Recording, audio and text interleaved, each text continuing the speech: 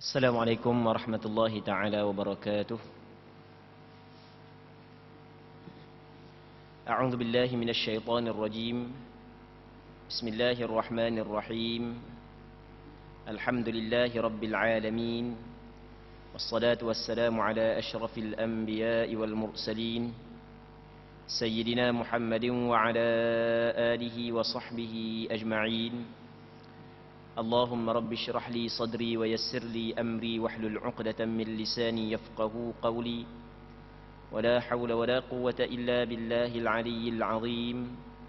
اللهم انفعنا بما علمتنا وعلمنا ما ينفعنا وعلمنا ما جهلنا وذكرنا ما نسينا. اللهم يسر ولا تعسر، رب تمم بالخير. اللهم افتح علينا فتوح العارفين، وفقنا توفيق الصالحين. اللهم لا سهل إلا ما جعلته سهلا، وأنت تجعل الحزن إذا شئت سهلا.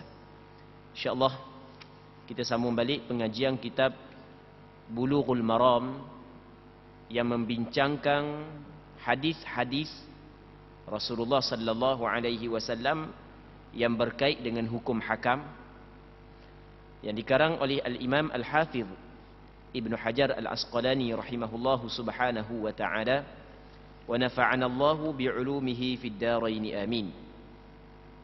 Kita hadis yang ke-524 daripada kitab Bulughul Maram. Kita masih lagi dalam membincangkan berkenaan dengan sembahyang dua hari raya, hari raya Idul Fitri dan hari raya Idul Adha. Katanya, wa an Anasin qal qadima Rasulullah sallallahu alaihi wasallam al-Madinah wa lahum yawman yal'abuna fihima faqal qad abdalakum Allah bihima khayran minhuma yawm al-adha wa yawm al-fitr. Akhrajahu Abu Dawud wan Nasa'i bi isnadin sahih.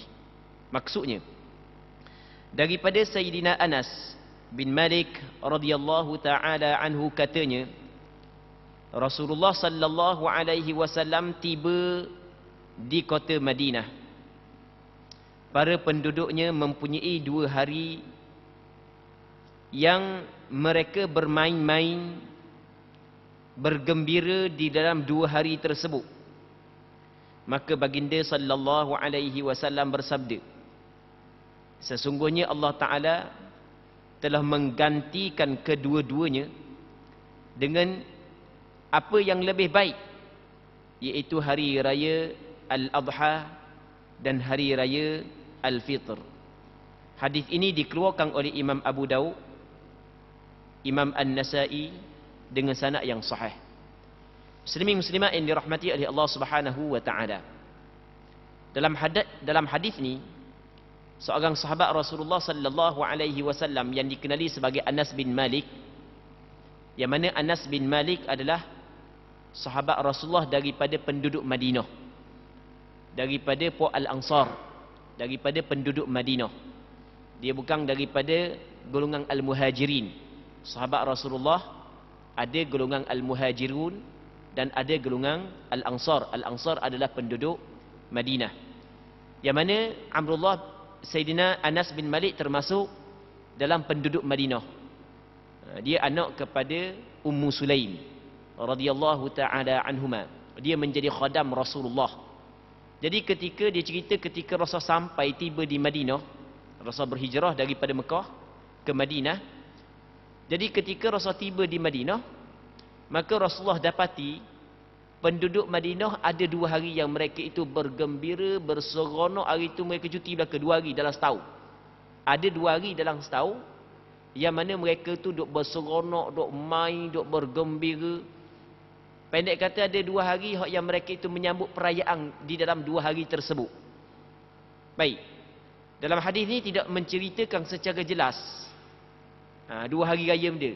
Di dalam hadis yang lain ataupun dalam riwayat yang lain menyebut secara jelas bahawa 2 hari tersebut dikenali, yang pertamanya sebagai perayaan Nairuz, yang keduanya adalah perayaan Mahrajan. Benda pula Nairuz dengan Mahrajan. Nairuz adalah perayaan yang disambut oleh puak-puak Farsi. Farsi sekarang ni Iraq. Ketika tu puak Farsi ataupun negara Farsi di antara kuasa besar dunia. Dia dekat dengan negara Arab ketika tu. Jadi sebahagian daripada orang Arab terkesan dengan budaya puak-puak Majusi, puak-puak Farsi. Jadi puak Farsi dia menyambut dua perayaan. Yang pertamanya perayaan Nairuz, dia panggil juga Nuruz. Dia Nur pun lupa lebih tepat. Perkataan Nuruz ni adalah sambutan hari baru. Kita kata tahun baru. Tahun baru yang disambut oleh puak Farsi. Disambut pada 21 hari bulan 3, 21 Mac. Disambut pada 21 bulan 3. Setiap tahun baru bagi dia. Jadi kita macam sambut tahun baru lah. Gitulah. Baik. Yang keduanya adalah sambutan Mahrajan. Iaitu mereka sambut Mahrajan pada 26 daripada bulan 26 bulan 10. Bulan kita ni. 26 bulan 10 disambut Mahrajan. Baik. Muslimin muslimat yang dirahmati oleh Allah Subhanahu wa taala. Jadi penduduk Madinah sebelum daripada datang Nabi sallallahu alaihi wasallam mengambil beberapa perkara ataupun beberapa budaya yang dilakukan oleh puak-puak Farsi, penyembah api, golongan musyrikun. Jadi dalam setahun ada 2 hari yang mereka sambut beraya. Duk main gembira sungguhlah 2 hari tersebut. Maka Rasulullah sallallahu alaihi wasallam sampai ke Madinah, Rasulullah sallallahu alaihi wasallam kata tinggalkan 2 hari tersebut, cukuplah menyambut 2 hari tersebut. Sesungguhnya Allah Subhanahu wa taala telah mengganti perkara yang jauh lebih baik, iaitu yang pertamanya hari raya puasa, yang keduanya hari raya haji. Muslimin muslimat yang dirahmati oleh Allah Subhanahu wa taala, berpandukan kepada hadis ini dan beberapa hadis-hadis yang lain, bahawasanya menyambut perayaan agama lain yang berkait dengan agama mereka, hukum dia adalah haram, apa jua nama sekalipun. Menyambut perayaan agama lain yang berkait dengan agama mereka, hukumnya adalah haram, apa jua nama sekalipun. Poga ke apa, dok kira lah. Apa jua sekalipun nama dia, hukum dia adalah haram.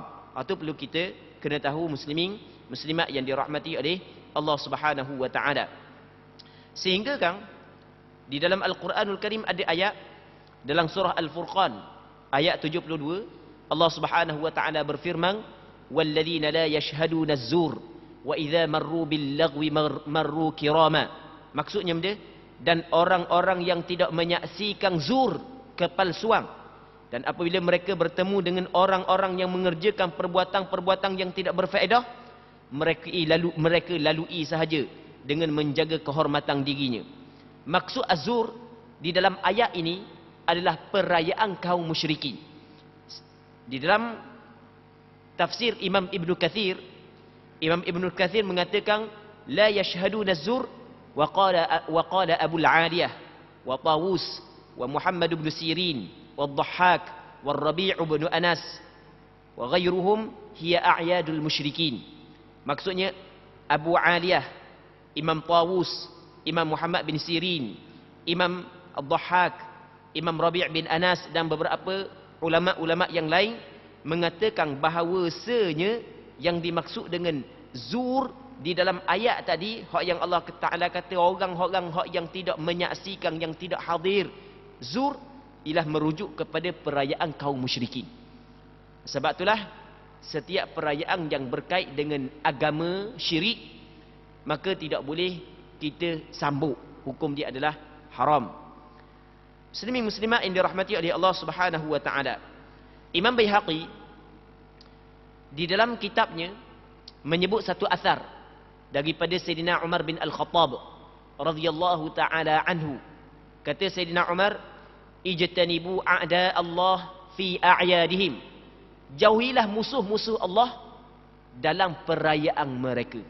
Jauhilah musuh-musuh Allah di dalam perayaan mereka. Sebab itulah kalau kita buka dalam kitab fiqh, maka kita dapati ulama-ulama fiqh mengharamkan kita menyambut perayaan yang berkait dengan agama lain. Yang berkait dengan agama lain. Imam Ad-Damiri dalam kitab An-Najmul Wahaj, begitu juga Khatib Asy-Syarbini dalam kitab Mughnil Muhtaj menyebut yu'azzaru man wafaqal kuffara fi a'yadihim, ditakzir dan dikecam orang Islam yang bersama dengan orang kafir di dalam menyambut perayaan mereka. Jadi kita kena berhati-hati dalam masalah ini. Muslimin muslimat yang dirahmati oleh Allah Subhanahu wa taala.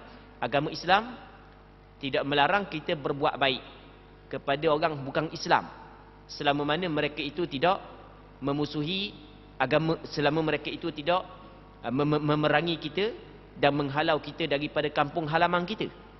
Agama Islam tidak melarang kita berbuat baik, tetapi dalam kita berbuat baik ada panduan-panduan yang perlu kita kena ikut. Kita kena ada panduan-panduan ketetapan hukum hakam yang ditetapkan oleh agama Islam.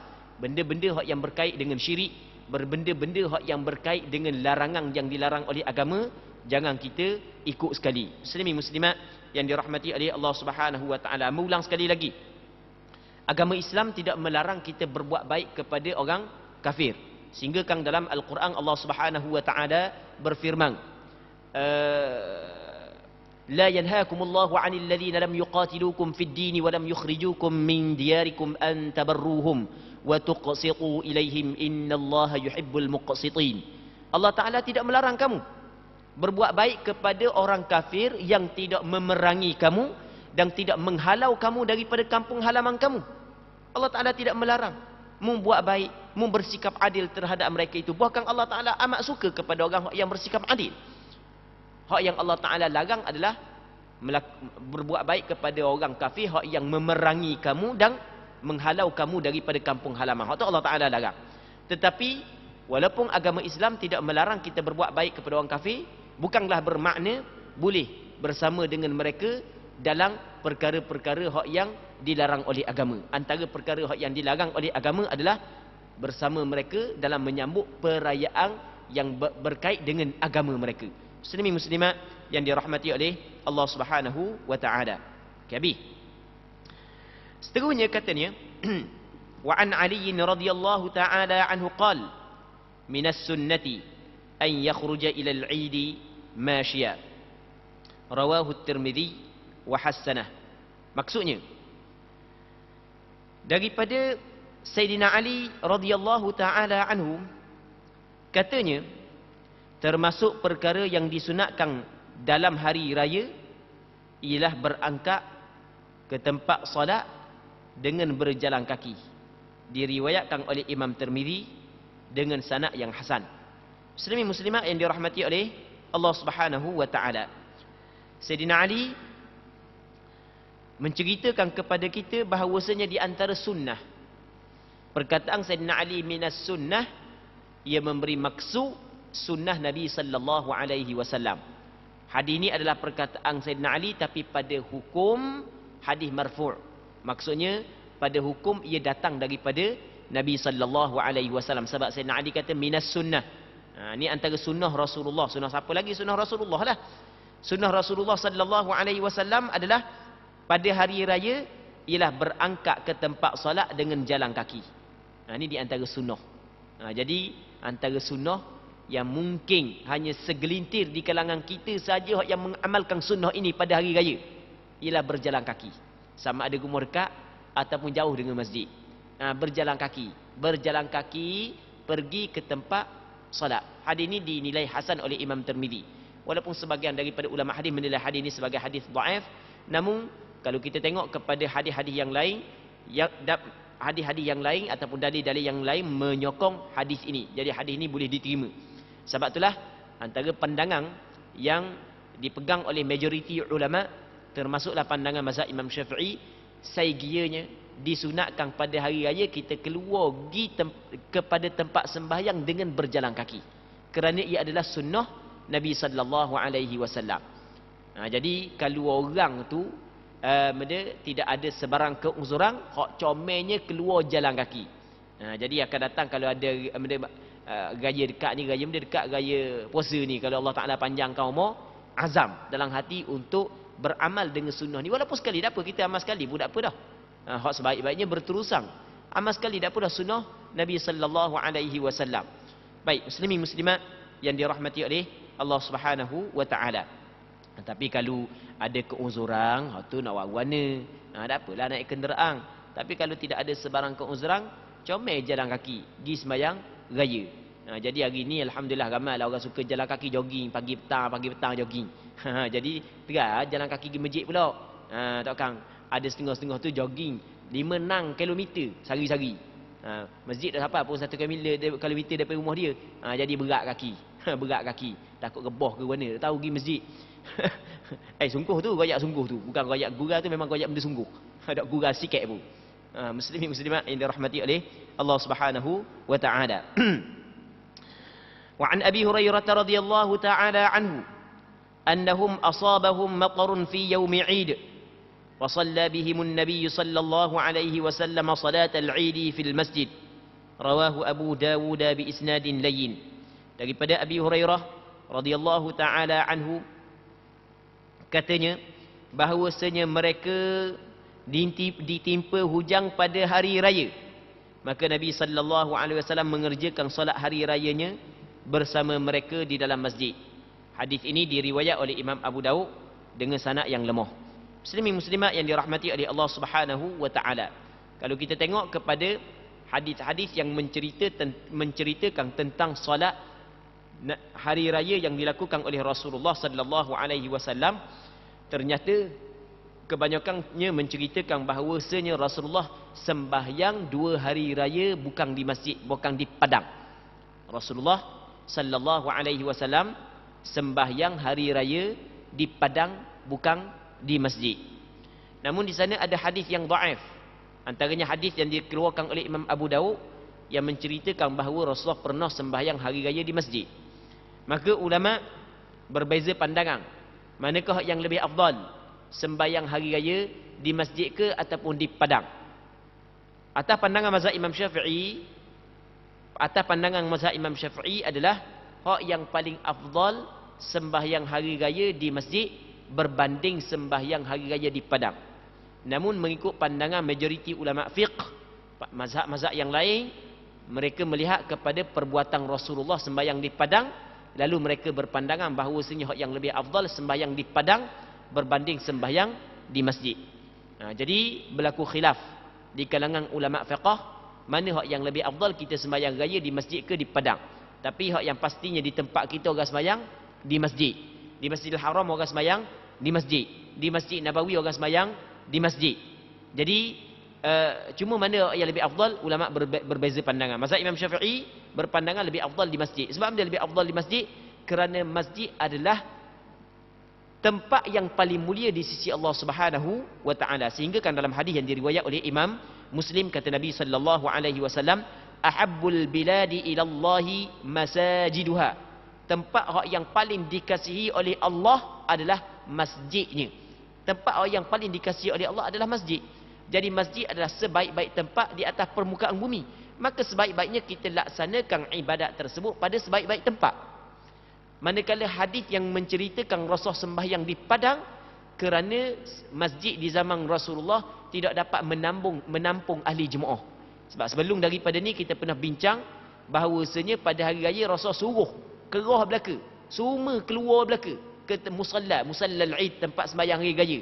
Orang lelaki, orang puang, perempuan, anak dara, perempuan tua, perempuan hak yang keluar darah haid pun Rasul suruh kumpul di padang tempat sembahyang raya. Ingat tak hak sebelum daripada 2 minggu lepas kita bincang hadis hak yang berkait Rasulullah sallallahu alaihi wasallam mengarahkan para sahabat supaya berkumpul di tempat sembahyang hari raya.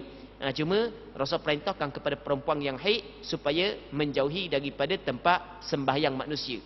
Baik. Jadi oleh kerana pakat tubik belaka, maka masjid Rasulullah tidak dapat menampung ahli jemaah, maka sesuai buat di padang. Itu pandangan mazhab Imam Syafi'i. Jadi pandangan mazhab Imam Syafi'i kata hak yang paling comel sembahyang di masjid, melainkan kalau masjid tidak dapat menampung ahli jemaah, maka sebaiknya buat di padang. Selama mana masjid itu dapat menampung ahli jemaah, maka sebaiknya buat di masjid. Namun pandangan sebahagian daripada ulama fiqh yang lain, kerana melihat kepada perbuatan Rasulullah buat di padang sembahyang hari raya, maka afdalnya sembahyang di padang berbanding sembahyang di masjid. Muslimin muslimat yang dirahmati oleh Allah Subhanahu wa taala.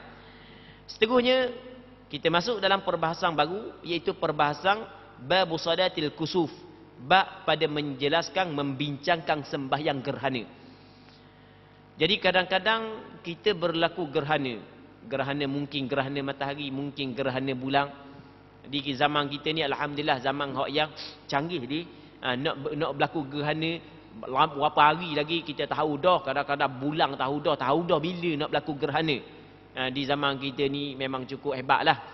Jadi di sana ketika berlaku gerhana, sama ada gerhana matahari ataupun gerhana bulan, ada perkara-perkara yang disunatkan, yang dituntut oleh syarak agar kita melakukannya. Antaranya adalah sembahyang gerhana. Muslimin muslimat yang dirahmati oleh Allah Subhanahu wa taala. Katanya Anil Mughirah bin Syu'bah radhiyallahu taala anhu qala: "In kasafat asy-syamsu ala ahdi Rasulillah sallallahu alaihi wasallam yawma mata Ibrahim, faqala an-nas in kasafat asy-syamsu li mauti Ibrahim, faqala Rasulullah sallallahu alaihi wasallam inna asy-syamsa wal qamara ayatan min ayatillah la yankasifani li mauti ahadin wala li hayatihi, fa idza ra'aytumuhuma fad'u Allaha wa sallu hatta tankashif." Muttafaqun alaih wa fi riwayatin lil Bukhari hatta tanjali. Katanya daripada Mughirah bin Syu'bah, seorang sahabat Rasulullah radhiyallahu taala anhu, katanya bahawa di masa di zaman Rasulullah sallallahu alaihi wasallam matahari pernah mengalami gerhana bertepatan dengan kematian Ibrahim, putera Nabi sallallahu alaihi wasallam daripada Maryah Al-Qibtiyah radhiyallahu taala anha. Jadi Rasulullah sallallahu alaihi wasallam mempunyai seorang anak yang diberi nama dengan Ibrahim. Anak Rasulullah sallallahu alaihi wasallam semua sekali 7 orang. Anak Rasulullah 7 orang. 3 lelaki, 4 perempuan. Yang mana 7 orang tersebut semuanya daripada isteri Rasulullah Khadijah Al-Kubra, Khadijah bintu Khuwailid. Melainkan Ibrahim seorang je. Ibrahim daripada Maryah Al-Qibtiyah, seorang hamba yang dihadiahkan oleh Raja Mesir kepada Nabi sallallahu alaihi wasallam, Raja Muqawqis kepada Nabi sallallahu alaihi wasallam. Dapat anak nama dia Ibrahim. Muslimin muslimat yang dirahmati oleh Allah Subhanahu wa taala, anak Rasulullah semua sekali ada 7 orang. Anak Rasulullah yang sulung nama dia adalah Qasim. Anak Rasulullah nama hak sulung nama dia Al-Qasim. Sebab itulah kunyah Rasulullah Abul Qasim. Rasulullah nama dia Muhammad Ahmad. Kunyah dia, kunyah panggilan yang dimulakan dengan lafaz ayah ataupun ibu adalah Abul Qasim. Kita pernah cerita sebelum daripada ni, kita ada nama, kita ada panggilan yang dinamakan sebagai kunyah, lepas tu kita ada laqab gelar. Rasulullah sallallahu alaihi wasallam nama dia Muhammad Ahmad. Kunyah dia adalah Abul Qasim. Contoh lain, Abu Bakar, bapa Bakar. Ada sahabat Rasulullah kita masyhur dengan Abu Bakar. Abu Bakar bukan nama. Abu Bakar adalah kunyah. Nama dia adalah Abdullah bin Abi Quhafah, nama dia. Abu Hurairah bukan nama. Nama dia adalah Abdul Rahman bin Sakhrin. Abu Sa'id Al-Khudri bukan nama. Nama dia adalah Sa'ad bin Malik bin Sinan. Ummu Habibah isteri Rasulullah bukan nama. Ummu Salamah bukan nama. Ummu Salamah nama dia adalah Hindun. Ummu Habibah nama dia Ramlah. Ummu ni maksud dia kunyah. Dia sebenarnya di antara perkara yang disunatkan adalah meletakkan kunyah. Meletakkan kunyah. Kita orang ni tak ada kunyah, orang-orang dulu ada. Orang dulu ada Pok Bakar, orang dulu. Mok Minoh, orang dulu. Itu sebenarnya ada benda-benda yang disyariatkan. Maksudnya benda yang digalakkan dan disunatkan. Baik, jadi anak sulung Rasulullah sallallahu alaihi wasallam nama dia adalah Al-Qasim, dan Rasulullah dikunyahkan dengan Al-Qasim, yakni Abul Qasim, bapa kepada Qasim. Anak Rasulullah yang sulung. Cuma ada juga pandangan mengatakan dia saat itu hak yang sulung, ada setengah kata dia saat itu nombor 2 selepas daripada Zainab. Jadi ada sedikit perbincangan di kalangan ulama. Jadi Qasim dia dilahirkan sebelum Rasulullah dilantik menjadi nabi. Qasim dilahirkan sebelum daripada Rasulullah dilantik menjadi Nabi. Dan dia mati masa kecil juga. Dia hidup sekejap aja, dia mati masa kecil. Lepas tu anak Rasulullah sallallahu alaihi wasallam yang kedua, hak lelaki, nama dia adalah Abdullah. Abdullah ni diberi gelaran Tayyib. Abdullah juga diberi gelaran Tahir. Kalau kata anak Rasulullah Tayyib, ya, itu adalah gelaran kepada Abdullah. Kalau anak Rasulullah orang kata Tayyib, ya, itu gelaran kepada Abdullah. Yang mana Abdullah adik kepada Al-Qasim, juga mati masa kecil. Manakala hak yang ketiganya adalah Ibrahim. Ibrahim ni dia dilahir di Madinah dah. Sebab Rasulullah sallallahu alaihi wasallam, tak silap ingat, dia dilahirkan pada melupa pada tahun berapa, tak ingat dah. Tahun yang ke-8 Hijrah rasa, tak ingat. Wallahu alam, tak ingat. Jadi pendek kata dia dilahirkan di Madinah. Jadi semua mati masa kecil. Anak lelaki Rasulullah mati masa kecil belaka. Hak yang dah besar anak puang dia. Anak puang Rasulullah yang paling besar sekali Zainab. Zainab dilahirkan ketika Rasulullah sallallahu alaihi wasallam umur 30 tahun. Umur 30 tahun dilahirkan Zainab. Jadi Zainab dilahirkan sebelum daripada Rasulullah dilantik menjadi Nabi. Zainab nikah dengan Abul As bin Ar-Rabi'. Nikah dengan sepupu dia sebelah mak. Abul As bin Ar-Rabi' adalah anak saudara kepada Khadijah. Nikah dengan sepupu dia. Boleh dua orang anak. Yang pertamanya Ali, yang keduanya Umamah. Jadi ketika Khadijah memeluk Islam bersama anak-anak perempuan dia, tapi Abul As bin Ar-Rabi' tidak memeluk Islam, kekal dalam keadaan dia sebagai seorang hak yang musyrik. Baik. Lepas tu dia dapat anak, satunya nama Ali, yang keduanya nama Umamah. Zainab radhiyallahu taala anha mati ketika dia berada di Madinah. Sebelum daripada Rasul sallallahu alaihi wasallam wafat, Zainab mati. Selang beberapa dah lama mana anak dia Ali mati pula. Cuma Umamah dah besar. Umamah apabila besar nikah dengan Sayyidina Ali. Nikah dengan Sayyidina Ali. Nikah dengan pak sepupu dia. Setelah daripada mak saudara dia Fatimah wafat. Payah nak ingat tau. Mesti ketang kali tau. Baik, muslimin muslimah yang dirahmati oleh Allah Subhanahu wa taala. Anak Rasulullah selepas daripada Zainab, Ruqayyah. Ruqayyah ni adalah seorang perempuan yang masyhur dengan bersangatan comel. Dan Rasul kahwinkan dia dengan Sayyidina Uthman. Selepas daripada dia bercerai dengan Utbah bin Abi Jahal. Dia nikah dengan anak Abu Jahal dulu. Lepas tu oleh kerana Abu Jahal memusuhi Rasulullah, dia suruh tinggal anak Nabi sallallahu alaihi wasallam. Lepas tu nikah dengan Sayyidina Uthman bin Affan. Baik, dapat dua orang anak. Yang pertamanya nama dia Abdullah, yang keduanya nama dia Amr. Dapat dua orang anak. Nikah dengan Sayyidina Uthman. Selepas daripada peperangan Badar, mati Ruqayyah. Maka Rasul kahwinkan pula Sayyidina Uthman dengan anak perempuan Rasul namanya Ummu Kulthum. Yang mana Ummu Kulthum adalah adik kepada Ruqayyah. Sebab itulah Sayyidina Uthman diberi gelaran sebagai Dzun Nurain, seorang yang mempunyai dua cahaya, kerana dua orang anak perempuan Rasulullah pernah menjadi isteri dia. Baik. Yang mana Ummu Kulthum juga mati sebelum daripada Rasulullah. Sebelum daripada Rasulullah wafat dia mati. Jadi anak Rasulullah semua mati sebelum daripada Rasulullah wafat, melainkan Fatimah je. Fatimah mati selepas daripada Rasulullah wafat lebih kurang dalam 6 bulan. Tinggal Fatimah hak yang anak perempuan Rasulullah sallallahu alaihi wasallam, yang Rasulullah kahwinkan dia dengan Sayyidina Ali. Dapat 5 orang anak. Yang pertamanya Hasan, yang keduanya Husain, yang ketiganya Muhsin, yang keempatnya Zainab, yang kelimanya Ummu Kulthum. Muhsin mati masa kecil. Manakala Hasan dan Husain sempat besar dan sempat beranak pinak.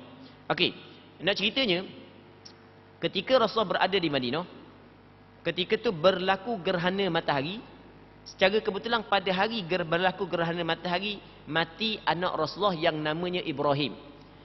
Sebahagian daripada masyarakat Arab ketika tu, dia berpegang bahawasanya berlaku gerhana adalah kerana kematian yang besar. Ada kematian orang yang hebat. Jadi sesuai. Jadi hari ini mati Ibrahim, sebab pun gerhana matahari. Maka Rasulullah sallallahu alaihi wasallam membuang pegangan tersebut. Tak betul pegangan lagu tu, tak betul. Ngaruk gitu. Kalau cakap kita gitulah. Tak betul. Sehingga kan dalam Al-Quranul Karim ada ayat yang Allah Subhanahu wa taala turun berkenaan dengan gerhana ni. Sebab sebahagian daripada mereka beriktiqad, berpegang bahawasanya gerhana matahari berlaku kerana ada kematian yang besar. Maka Allah Ta'ala turun ayat dalam Al-Quranul Karim.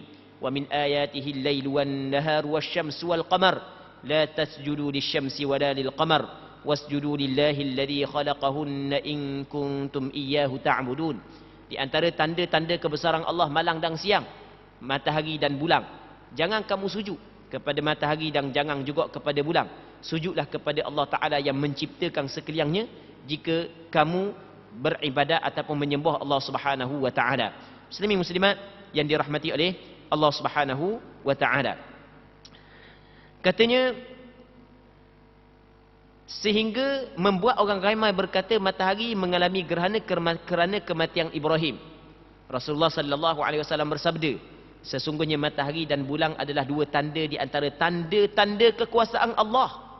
Kedua-duanya tidak mengalami gerhana kerana kematian seseorang mahupun kelahiran seseorang. Kamu jangan duk kaitlah dengan kematian seorang dengan kelahiran seorang, tak. Ia terjadi dengan kehendak Allah Subhanahu wa Ta'ala, dengan ketetapan Allah Subhanahu wa Ta'ala. Tetapi jika kamu melihat keduanya mengalami gerhana, berdoalah kepada Allah. Antara perkara yang disunatkan, yang dituntut, yang disyariatkan apabila berlaku gerhana adalah kita berdoa kepada Allah. Perbanyakkan berdoa kepada Allah Subhanahu wa Ta'ala, kerana Allah Ta'ala telah memperlihatkan kepada kita tentang kebesaran Dia, tentang kehebatan Dia. Baik, dengan berlakunya gerhana bulan dan gerhana matahari, perbanyakkan berdoa. Bukan duk tengok gerhana dah. Jadi buat benda yang disyariatkan. Jadi perbanyakkan berdoa kepada Allah. Dan solatlah sehingga lenyap gerhana. Maksudnya sembahyang. Dan hak yang paling comelnya sembahyang tu biar panjang sampai habis gerhana. Bawa molek habis sembahyang habis gerhana. Oh, letih tu kalau sembahyang panjang lagu tu, memang letih sungguh lah. Muslimin muslimat yang dirahmati oleh Allah Subhanahu wa Ta'ala. Tapi biarlah letih dalam melakukan ibadat. Kita letih dengan bab dunia tu start daripada kecil lagi. Sampai ke tua. Leni pun letih lagi dengan bab dunia. Jadi kenapa salah kita letih jarang-jarang dalam bab akhirat, dalam bab untuk mencari kelebihan ibadat kepada Allah Subhanahu wa Ta'ala. Muttafaqun alaih. Hadis ini dikeluarkan oleh Imam Bukhari dan Muslim. Namun dalam riwayat Bukhari disebutkan hingga terang kembali. Walil Bukhari min hadithi Abi Bakrah radhiyallahu anhu fasalla wad'u hatta yukshafa ma bikum.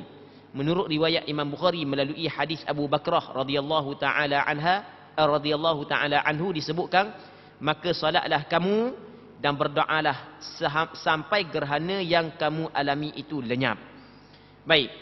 Jadi benda-benda yang berlaku gini, Allah Rabbi, kalau kita tengok benda, kita dapat mengambil pengajaran, dapat mengambil peringatan. Jadi bukanlah gerhana ke tak gerhana, kalau aku kerja sibuk dengan kerja, kalau aku lapar sibuk dengan lapar, kalau aku buat gitu sibuk dengan waktu. Tak ada nak cara ambil berat tentang agama, tidak, bukan lagu tu hak yang diajar oleh agama kita. Jadi oleh hak yang diajar oleh agama kita, kalau berlaku benda ni, jadi kita kena ikat dengan agama. Berlaku benda ni, kita kena ikat dengan agama, kita kena berdoa kepada Allah. Ada benda-benda hak yang dituntut kita lakukannya, antaranya berdoa kepada Allah, antaranya beristighfar, antaranya sembahyang. Baik, katanya wa an Aisyah radhiyallahu taala anha anna an-nabiy sallallahu alaihi wasallam jahara fi salatil kusufi bi qira'atihi فصلى 4 ركعات في ركعتين و4 سجدات متفق عليه وهذا لفظ مسلم وفي رواية له فبعث مناديا ينادي الصلاة جامعة. Daripada Aisyah radhiyallahu taala anha, katanya daripada Aisyah radhiyallahu taala anha katanya bahawasanya Nabi sallallahu alaihi wasallam menyaringkan, maksudnya menguatkan bacaannya dalam solat gerhana matahari. Soal sembahyang sunat gerhana matahari dituntut, disunatkan dibuat secara berjamaah seperti sembahyang sunat hari raya. Sebagaimana sembahyang sunat hari raya sunat kita buat berjamaah, begitu juga sembahyang sunat gerhana matahari sunat kita buat berjamaah. Mazhab Imam Syafi'i berpandangan bahawasanya apabila berlaku gerhana matahari sunat kita sembahyang. Maksud sunat ni kalau tak sembahyang pun tak dosa, sunat. Baik, dan sunat dilakukan secara berjamaah. Tapi kalau nak buat seorang pun tak ada masalah, dibolehkan. Cuma yang paling comelnya adalah buat secara berjamaah, kerana Nabi sallallahu alaihi wasallam buat sembahyang gerhana secara berjamaah. Dan dalam sembahyang sunat hari raya, walaupun sunat hari raya, sunat gerhana, walaupun gerhana matahari dilakukan pada siang hari, tetap bacaannya dibaca nyaring. Bacaan imam itulah, baca dengan nyaring. Baginda mengerjakan dengan 4 kali rakaat dan 4 kali sujud dalam 2 rakaat. 2 rakaat je. 4 kali rakaat dan 4 kali sujud. Wan ni 4 kali rakaat, 4 kali sujud. Allahu Akbar, akad takbiratul ihram. Lepas akad takbiratul ihram, pendek diringkaskan, baca doa iftitah. Lepas daripada baca doa iftitah, lepas tu baca Fatihah. Lepas tu baca surah. Dia sebenarnya yang paling comel baca surah panjang, surah Baqarah. 2 juzuk setengah. Baca surah Baqarah 2 juzuk setengah. Baik. Jadi lepas tu habis baca surah rakaat. Lepas tu iktidal. Lepas iktidal baca Fatihah semula. Tak terus turun kepada sujud. Baca Fatihah semula. Lepas tu baca surah pula, baca surah panjang. Dan rakaat sunat rakaat panjang. Lebih kurang dengan tempoh baca surah tadi. Memang lama lah. 2-3 jam lah. Allah Rabbi. Jadi lepas daripada tu, lepas daripada habis surah, rakaat, iktidal, baru turun kepada sujud. Sujud yang pertama, doa antara 2 sujud. Sujud yang kedua, bangun kepada rakaat yang kedua. Baca Fatihah, surah. Lepas tu, rakaat. Lepas rakaat, iktidal. Lepas iktidal, baca surah, baca Fatihah dan surah pula. Tak terus sujud. Lepas tu habis surah, baru rakaat, iktidal, turun kepada sujud. Itu maksud 2 rakaat, 4 kali rakaat, 4 kali sujud. Muslimin muslimat yang dirahmati oleh Allah Subhanahu wa taala. Katanya, jadi Aisyah radhiyallahu taala anha menceritakan bahawasanya baginda mengerjakan dengan 4 kali rakaat dan 4 kali sujud dalam 2 rakaat. Muttafaqun alaih. Hadis ini dikeluarkan oleh Imam Bukhari dan Muslim. Teks hadis ini menurut riwayat Muslim, tapi lafaz yang kita baca tadi saat itu menurut riwayat Imam Muslim. Menurut riwayat Imam Muslim yang lain disebutkan bahawa baginda memerintahkan kepada juru seru untuk menyeru as-salata jami'ah. Sebab itulah kata ulama, pada sembahyang sunat gerhana matahari ataupun gerhana bulan, disunatkan seorang dilaung as-salata jami'ah. Dia tidak ada azan, tidak ada iqamah. Sunat kata as-salata jami'ah, as-salata jami'ah. Baca mulai bagi daripada sudut i'rab, daripada sudut tata bahasa Arab boleh baca as-salatu jami'ah, boleh baca as-salata jami'ah. Tapi hak yang paling comel adalah baca as-salata jami'ah, bukan as-salatu jami'ah. Ni bagi Tok Bilal. Jadi hak yang paling comel daripada sudut tata bahasa Arab boleh as-salatu jami'atun dan boleh as-salata jami'atan. Boleh belaka dua-dua. Tapi hak yang paling comel as-salata jami'ah. Bagi Tok Bilal, dia kena ingat hak paling comel baca as-salata jami'ah. Baik, muslimin muslimat yang dirahmati oleh Allah Subhanahu wa taala. Jadi kata ulama berpandukan kepada hadis ini, sunat bagi Bilal sebelum daripada sembahyang gerhana matahari dan gerhana bulan dilaung dengan ucapan as-salata jami'ah. Weh, mari sembahyang. Kalau cakap kita, mari sembahyang secara berjemaah tu cakap kita gitu itulah. Mari sembahyang secara berjemaah tu as-salata jami'ah. Muslimin muslimat yang dirahmati oleh Allah Subhanahu wa taala. Jadi untuk malam ni kita kena berhenti sini dulu. Sebab hadis yang berikutnya panjang, tak sempat dah kita nak baca untuk malam ni. InsyaAllah kita berjumpa pada minggu-minggu akan datang kalau sekiranya dipanjangkan umur. Dan kita berdoa kepada Allah Subhanahu wa taala agar Allah Subhanahu wa taala memberkati majlis ilmu yang kita adakan pada malam yang mulia ini. Wallahu Subhanahu wa taala a'la wa a'lam. Allahumma haqqiqna bittiba'i nabiyyika Muhammadin sallallahu alaihi wasallam zahiran wa batina. اللهم اجعلنا ممن يستمعون القول فيتبعون أحسنه. اللهم أكرمنا بالإخلاص في القول والعمل. اللهم إنا نسألك الإخلاص في القول والعمل. اللهم أعط كل واحد منا سؤله على النحو الذي يرضيك عنا. اللهم اغفر لنا ولوالدينا وارحمهم كما ربونا صغارا، ولمشايخنا ولأقاربنا ولمن أحسن إلينا ولمن أوصانا بالدعاء، ولجميع المسلمين والمسلمات برحمتك يا أرحم الراحمين. صلى الله على سيدنا محمد وعلى آله وصحبه أجمعين والحمد لله رب العالمين.